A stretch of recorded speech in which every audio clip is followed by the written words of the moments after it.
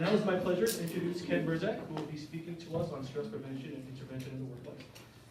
He is the current coach at San Diego State University and has coached collegiately for over 15 years with assistant coaching stops at the University of Kansas, University of Virginia, Western Michigan University, Purdue University, and head coached at Premack College here at San Diego, St. Joseph's College, University of North Texas, Wake Forest University, and the University of Charleston.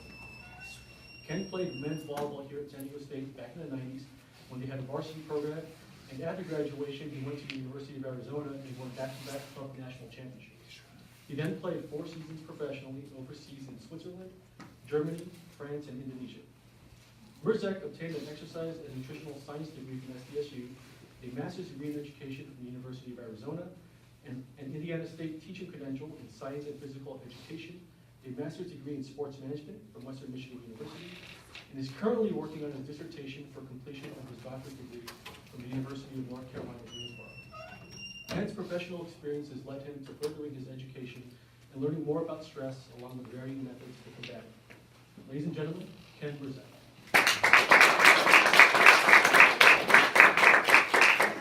All right, thank you for attending. Thanks for your help, and really appreciate assisting me today. We have some videos, and I know you mentioned turning off your cell phones, but I actually want your cell phones out. Hopefully everybody has one. If you don't, you can share with a friend. We're going to be pretty interactive today. I'm going to ask you to respond to a lot of things, and one way is through your cell phone. If you don't have one, that's okay. We can go old school. You can raise your hand or pipe up. That's all right. But first thing, thank yourself for attending today. I think obviously trying to better yourself is really important. That's a first step as we talk about stress, of trying to help yourself with stress. Stress is something very real. As mentioned, I'm working on my dissertation on this topic right now, and it's scientifically proven it has physiological and psychological problems because of stress. And it's why I thought it would be really hopefully helpful for some people to share a little bit of what I've learned as I've tried to work through this topic. The last thing, and hopefully the take-home message I'm going to give you up front, and you're going to hear it reiterated as we work through some of my slides today, is that ultimately the great thing about stress is you're in control of it. It's not a disease that you have no control over, but you get to figure out how you want to respond. And that's what I'm going to try to do today, is hopefully give you some tools and ideas or ways to help yourself respond hopefully in a better way moving forward. So as we mentioned, the title today, Stress Prevention Intervention in the Workplace. We're going to talk probably for the first 10 minutes or so about stress. I'm going to educate you a little bit hopefully on what stress is. I'm going to ask you to participate in a 10-question perceived stress test. Don't worry, there's no grading on that. And everything that we do today will be anonymous, all right? And even when you fill out the polls, you'll notice it'll pop up. There's no names, there's nothing attached to that. We'll talk about your work environment. We all work at wonderful San Diego State, so I'm sure there won't be much negative there. We talk a little bit about the physiological effects of stress, and then some strategies for intervention, and hopefully I'll give you some ideas of ways to try to prevent it on a daily basis. All right. Obviously, just a standard definition of stress. I think we all know what stress is. Pressure, obviously, as it says up there, a strain or tension, and obviously the circumstances we talked about. Again, you're in control of how you respond to those circumstances. All right. This might cause a coach some stress. So obviously, as you heard, I'm in the coaching profession, and you heard I've been a lot of places. Unfortunately, in my profession, if you want advancement, you have to move. You don't. It's not corporate America. I don't get to, after 2 years, get a review and then maybe move up a floor and get a pay raise. Typically, I have to move, and you heard as he read all of those schools. But in my world, there's some stress, and it's kind of what led me to this topic. And we'll watch here just maybe a little bit of a soundbite of some stress.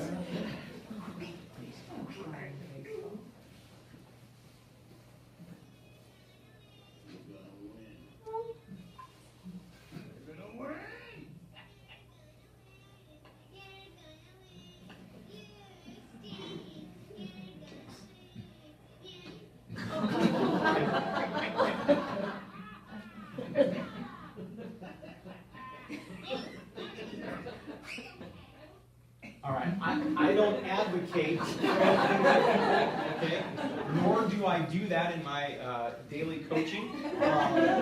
But you know, my world's a little different. We're on stage all the time as coaches, and obviously we're in the public eye, and that's real, right? I mean, you can go to any athletic contest, and there's people there heckling you. You know, I've had people make cutouts of my head and hold them and, you know, try to razz me as the coach. I'm going, what, are you kidding me? I'm not even playing. So unfortunately, I've lived that. All right, if you can take out your phone, we all know how to use the World Wide Web, hopefully. You're going to go to your browser, and you're going to type in www.bemindful, with just one L, online.com. Put the / there, test your self stress / Wow, that's a mouthful.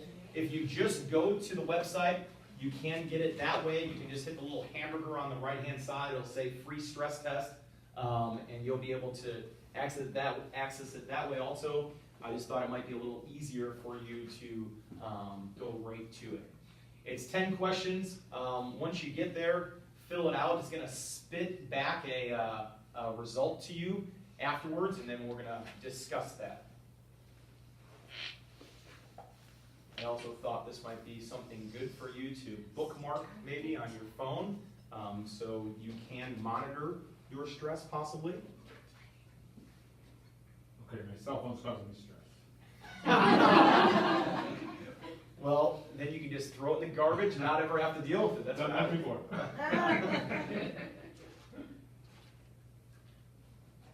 And again, these questions are just about your perceived stress. So you can try to answer them as honestly as possible.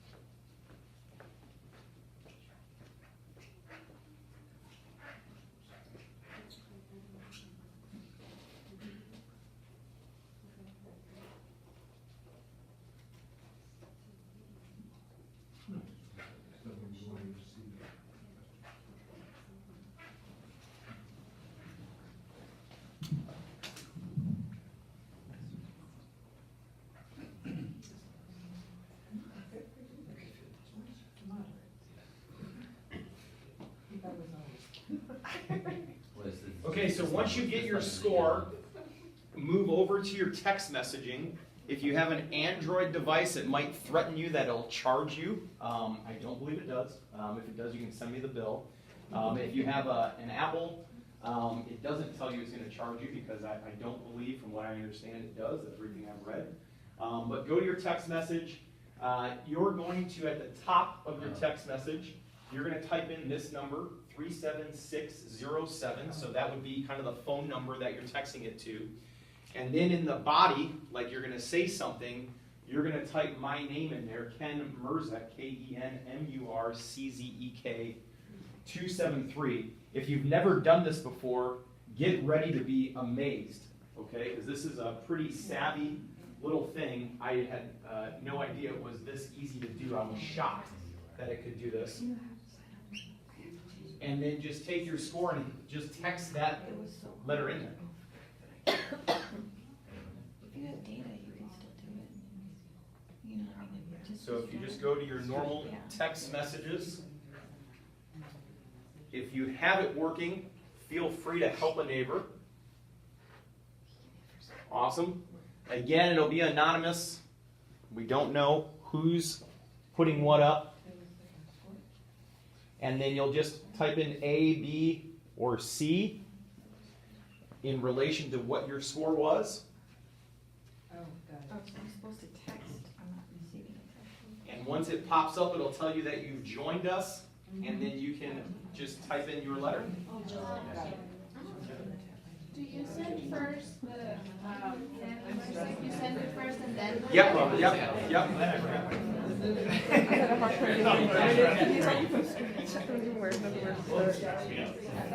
the stress test? Yeah. Changed everything yesterday, so I had to sit on my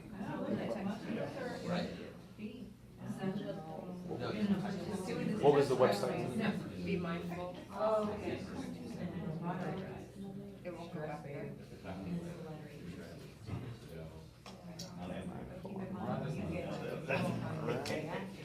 March was a good month. Here's the stress test. Start the stress test. Good.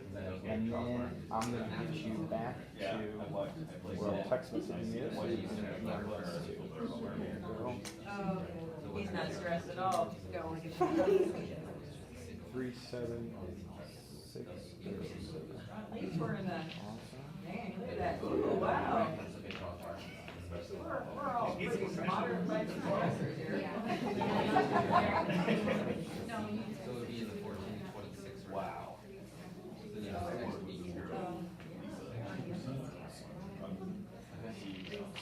next week. So, cool. Now you're on. So once you get your results, you can just type in. We'll just act like you're here. All right.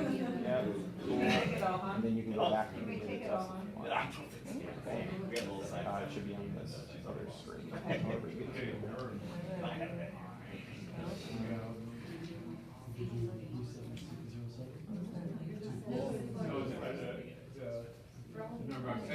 Awesome. All right. So if you're struggling a little bit, that's okay. Again, technology, it's great when it works. It's great when it's really easy. Hopefully you all were able to get to at least where the text messaging is. If you're not there, let me know. I would be more than happy to help. All right. You're not stressed at all, though. So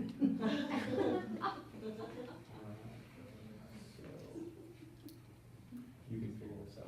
3607. And Murczek 273 is it? Anybody else struggling? It's not letting you?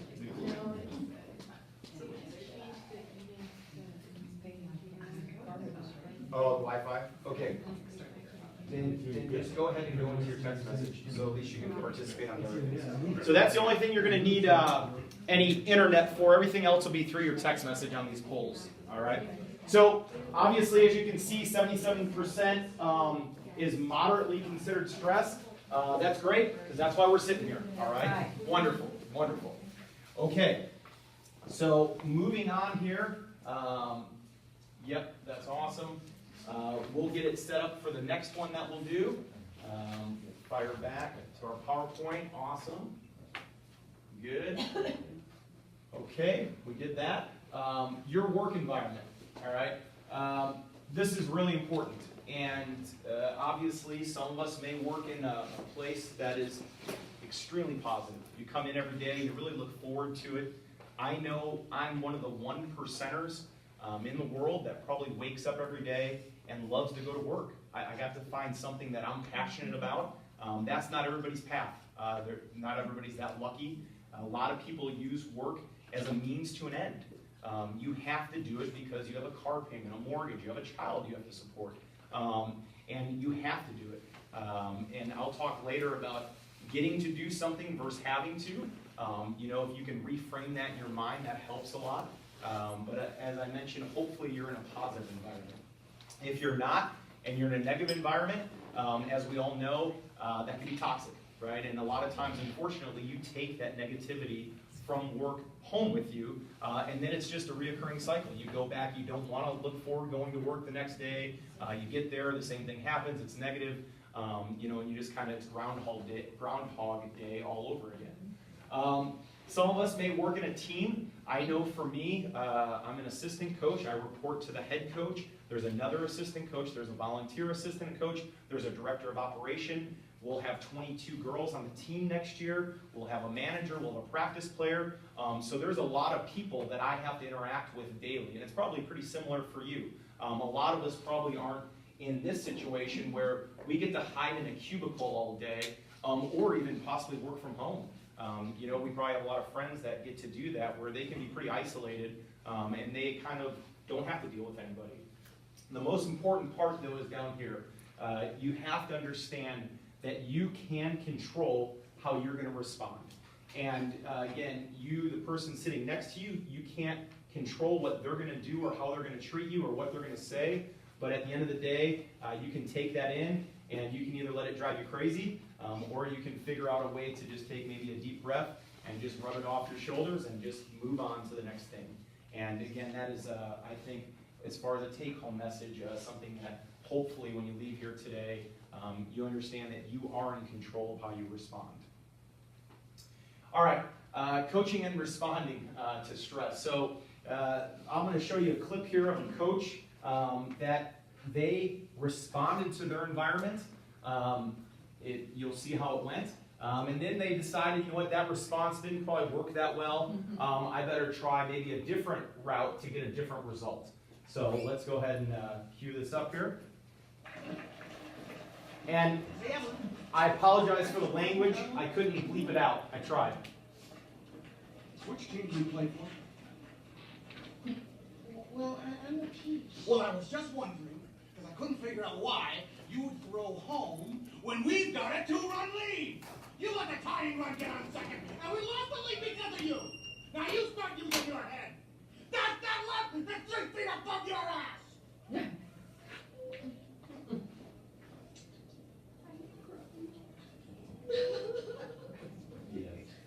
Are you crying? Are you crying? Are you crying? There's no crying. There's no crying in baseball. Why don't you leave her alone, Jimmy? Oh, you zip it, Doris. Rogers Hornsby was my manager, and he called me a talking pile of pig shit. And that was when my parents drove all the way down from Michigan to see me play the game. And did I cry? No. Why? Because there's no crying in baseball. There's no crying in baseball. No cry. All right, so obviously probably not helping that player do any better, kind of responded to the environment, maybe not in the best way. Go ahead and hit it. But as the season goes on, Mr. Hanks here figures out maybe a different strategy of how to respond to his environment. Same player.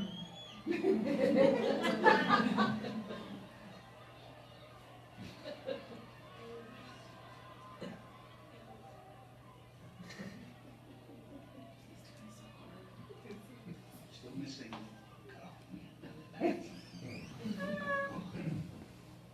season.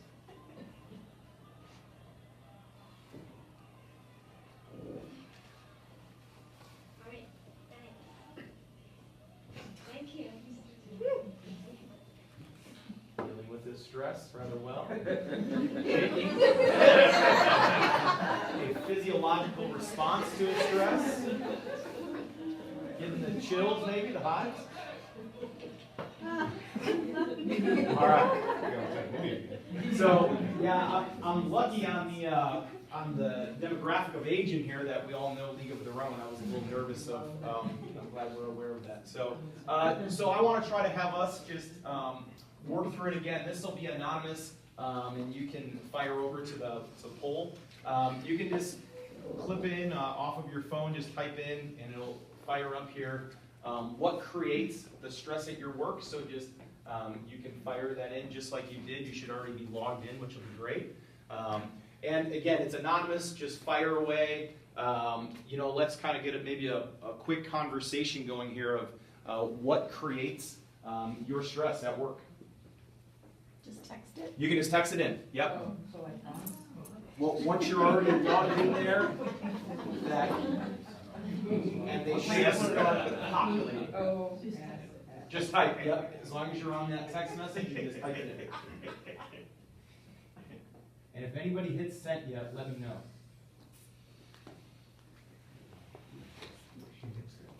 You don't? Look at you. All right. Multiple priorities. All right, good. People. Oh, Excuse me? Where do we take the survey? It's not a service. All you're just on the text message. You're just on that text message.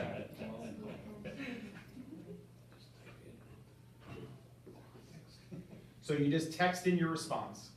So you open that text message that you already logged into, and just hit send. They should start flying it. Should that populate? Yeah. Oh, okay, good. Good. That's a good one. Yeah, you may need to keep hitting your screen. Yeah, good. Or I can just tell the password. What? I would suggest you put that down. What, my training? All right, so other departments, deadlines, training documents. I was going to show a clip from Office Space for training documents. That would have been good, I guess. Lack of training, management, boss, deadlines. Good. New boss. All right, good. Amount of work. Yep. Type of people. Yeah. General questions. If anybody puts up they're sitting in a work or a presentation today for stress, all right, I'll track you down. Yeah, unreal expectations you're going to see is a huge one that there's been a lot of research on.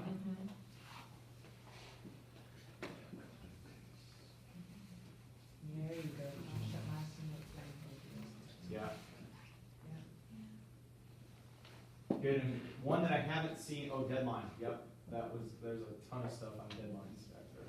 I like those eyes. Yeah. There you go, working in a team.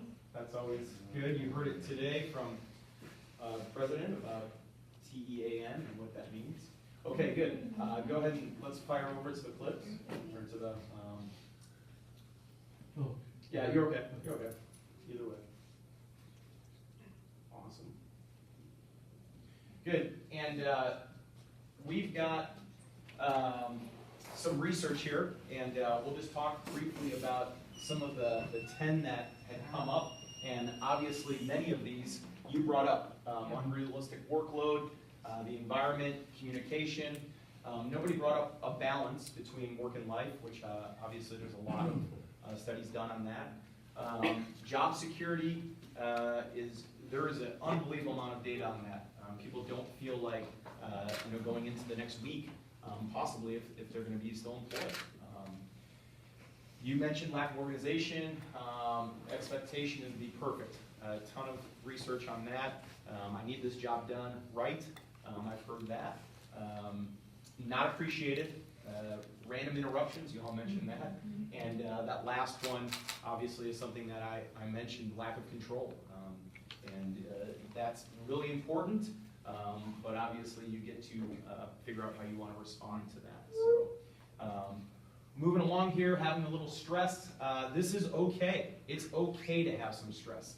And I'm going to talk a little bit about this curve, but a timeline somebody put up there or a deadline, that's actually good, as long as it's realistic, right? I can't walk in today and say, hey, I need this done by tomorrow, and it's completely unrealistic. But as you can see here, and we know some of these people where there's no stress, they're all good, everything's cool, but their performance probably isn't really high. So there has to be a little bit of stress, and obviously we're trying to get into this optimal zone. As stress moves this way, performance peaks, but then we get into some real problems.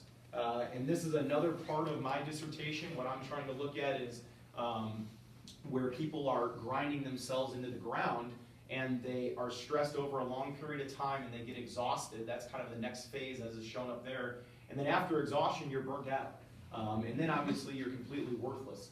And this costs the corporation a lot of money.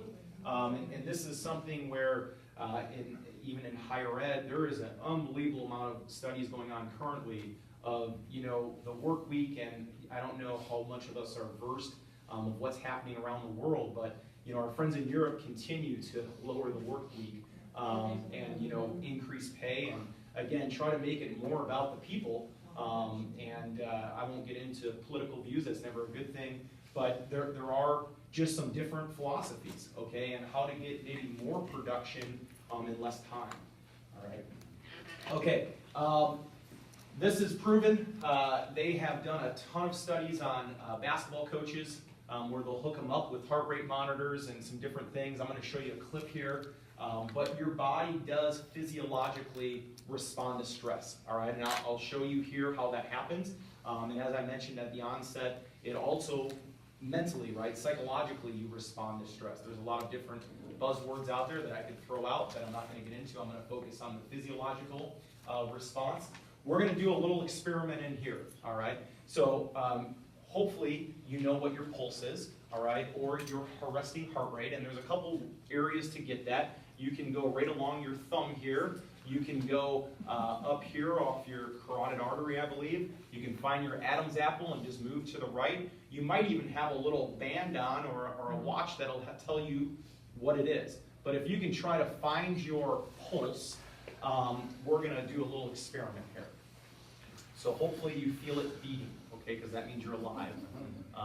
And I see everybody's breathing, so that's encouraging too. So what we'll do here, once you find it, I'm going to put a clock up here of 15 seconds, all right? And I'm just going to ask you to count what that is in that 15 seconds, and then we'll multiply that number by 4, and we'll get an idea of where we're at. All right, so when I start, just start counting. Go ahead and hit it. Start counting.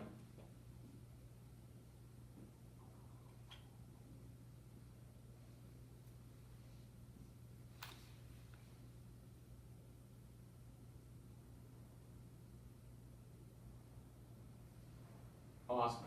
Take that number, times it by 4, and we're going to move over, text that number in on the poll, and we're going to get an idea of what our resting heart rate is.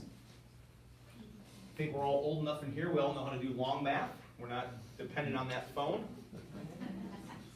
You go ahead and switch. 15 times 4 is 60. All right, we can work from there as a base. 72, 80, awesome. 64, good. So just so we know, between 60 and 100 is pretty average. If it's under 60, people's have been as low as 40 that are extremely, maybe people that are on the fitness world, their resting heart rate's very low. The lower it is, typically, you might assume it might recover faster as it spikes. What do we got? 72. All right. Everybody's understanding the interface here of how to work with the text messaging. Thank you.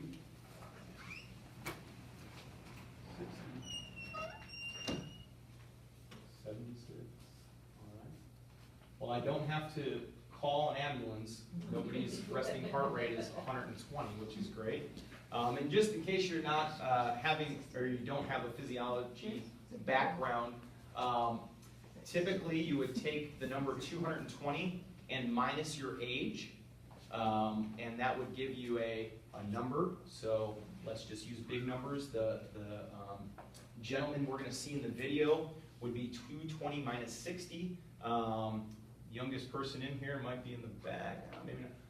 What do you think? 220 minus 60 off the top of your head? Some quick math.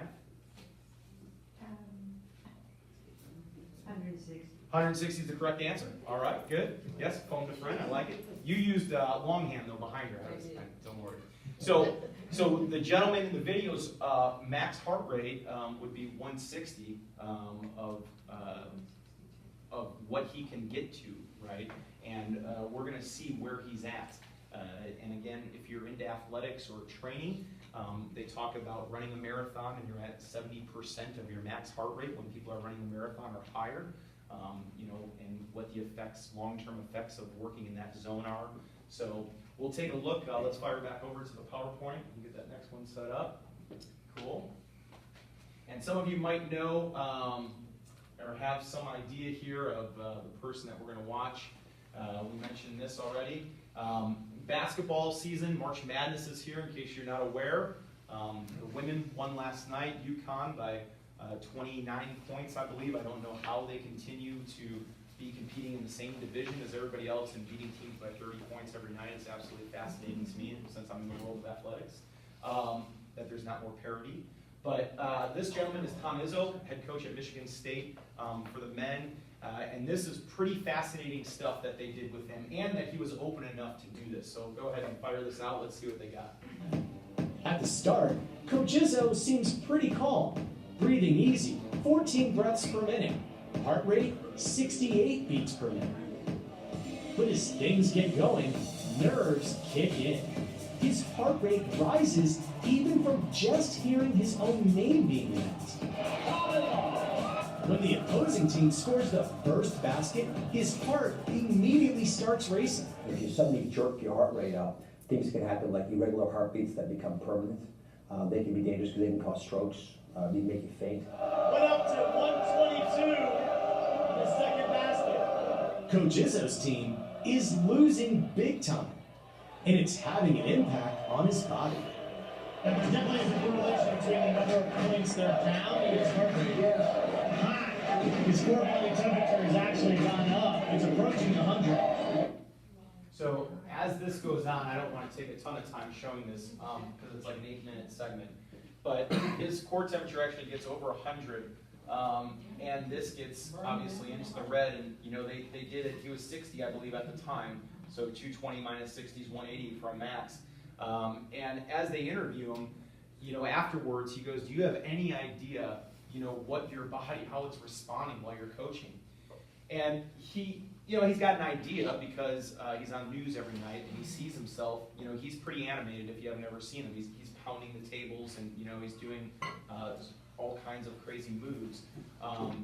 But the just crazy thing is, and what they talk more about here, is what he's doing to his body physiologically every time that he goes to coach. And it's why, and again, I don't know how much you follow sports, but we've seen the head basketball coach at Duke in a game, he fainted. His body just, you know, football. There's been several coaches that have had heart attacks.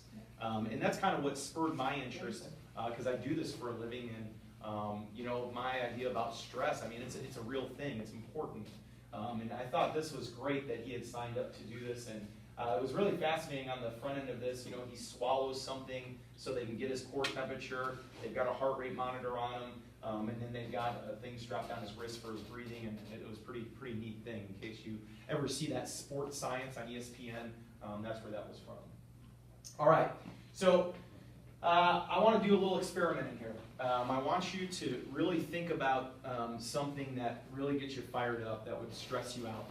And I want you to play that thing over and over again in your head. And we're going to go for maybe about 45 to 60 seconds. And I just want you to close your eyes and just visualize something that just drives you absolutely batty. Hopefully it's not being in here.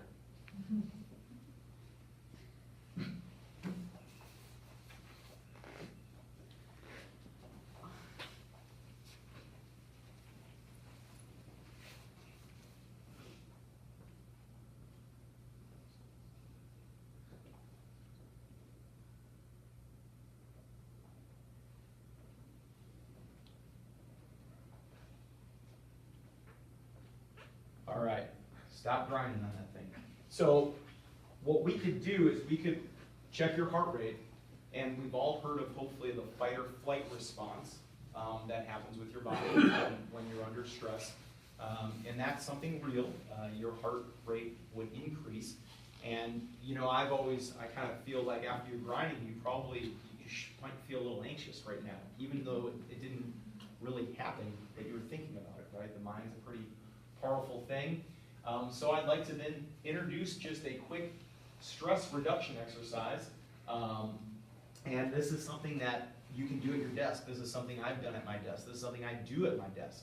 All right, and I'm just going to walk you through just some breathing. It doesn't cost any money. It's free. Oxygen's free until maybe for another couple years. But this is a way to hopefully lower back down your blood pressure, all right, or your stress. So go ahead and close your eyes. I'm just going to count you through some breathing. And it's going to be pretty elongated from what you're probably used to. But if you seal your mouth, close your eyes, And just inhale through your nose for a 4 count. 3, 2, 1. Hold on to that breath for 7, 6, 5, 4, 3, 2, 1. Now exhale it out through your mouth for an 8, 7, 6, 5, 4, 3, 2, 1. Seal that mouth back up, back through your nose. 4, 3, 2, 1. Focus on your breath. Hold it. 6, 5, 4, 3, 2, 1. Exhale out your mouth. 8, 7, 6, 5, 4, 3, 2, 1. We're going to do 2 more. Seal up your mouth. Inhale through your nose. 4, 3, 2, 1. Hold on to that breath. 7, 6, 5, 4, 3, 2, 1. Exhale through your mouth. 8, 7, 6, 5, 4, 3, 2, 1. Last one here. Focus on that breath. In through your nose. 4, 3, 2, 1. Hold on to it. 7, 6, 5, 4, 3, 2, 1. And exhale with your mouth.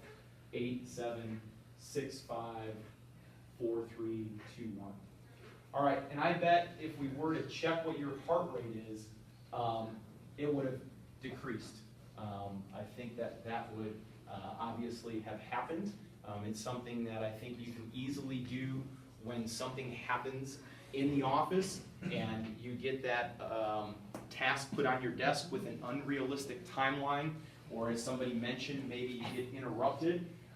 That is something easy that you can do at your desk, and I would strongly encourage trying something like that. All right, reduction of stress in the workplace.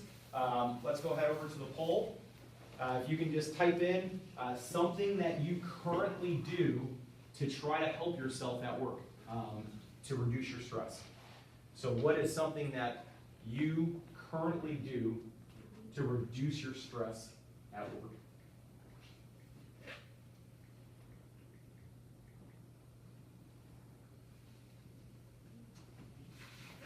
Breathe. All right. Take a walk. Yep. I do that same exact thing. I walk over to Trader Joe's for lunch. I was going to say Harris Teeter. Music. Yep. I can't get away with that one in my office.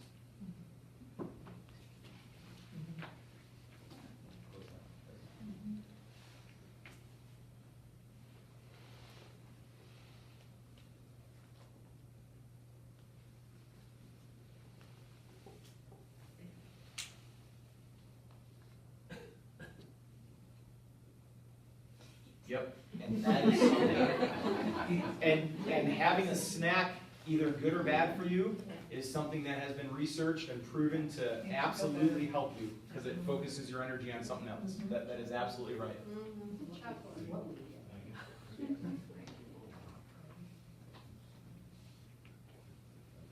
Yeah, that's good.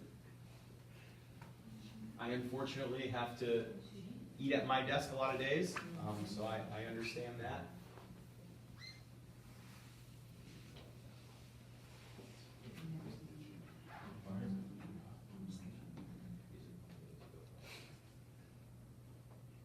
Yeah, good. Yeah. There you go. Yep. Divine. And I'm going to bring that up. Thank you for whoever brought that one in. I talk about going to the water cooler also. It's another one. We have a water thing in ours. Good. Awesome. Let's fire back over. I know we're getting a little close here to ending this.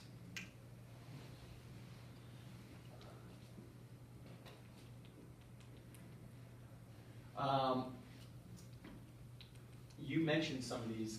This first one is by, and I don't know if anybody's read any books by Malcolm Gladwell, but he has a book, 10,000 Hour Rule, that he did all of this research that if you do anything and you're mindful for 10,000 hours, you can become an expert.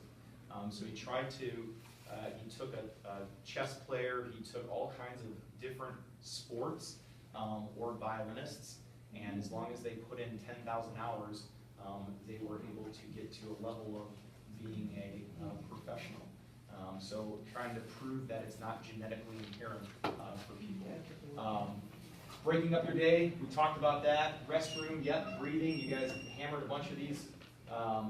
Visualization is something I would want to just hit on quickly. You know, you can close those eyes and really put yourself in a good spot.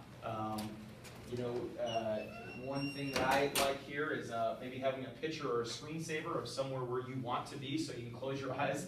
You can have that picture in your head and then put yourself there. That's pretty important.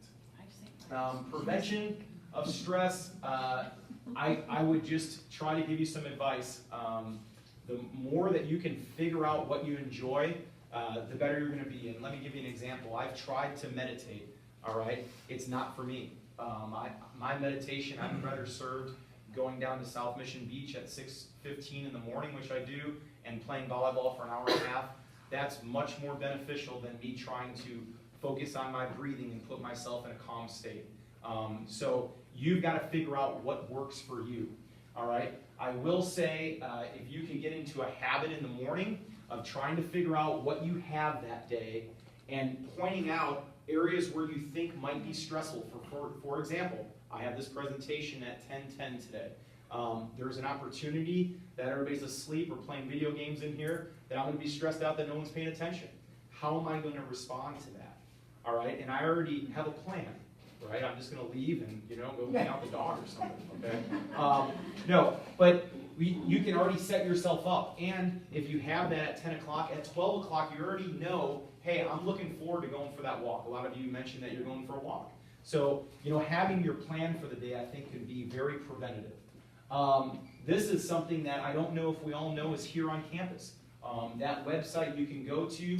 What I did was I pulled what we have going on campus right now. So there's yoga at 12, there's meditation at 12 on Tuesday, there's a walking group that leaves right over here from the Ark that walk around campus.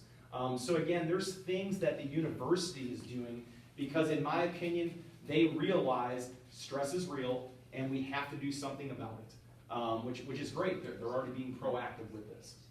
Not sure again how many readers we have in the group, but Mindset, there's a book called Mindset. I would strongly encourage you to read it. Carol Dwight is a professor at Stanford. She did a bunch of research on a growth mindset versus a fixed mindset. It's absolutely fascinating stuff. But again, if you can change how you're framing things and really get into, I get to do this, I get to come to work every day. There's a lot of people that are employed, right? I get to spend time with my kids. There's a lot of people that don't get to do that. I get to go grocery shopping, right, as opposed to having. I get to do my laundry, okay? I'm just thinking about things that I love to do now, instead of I have to. All right. Dr. Oz, number one cause of stress. Let's see what he has to say here as a final closer. The number one cause of stress is a sense that you don't control the world outside of you.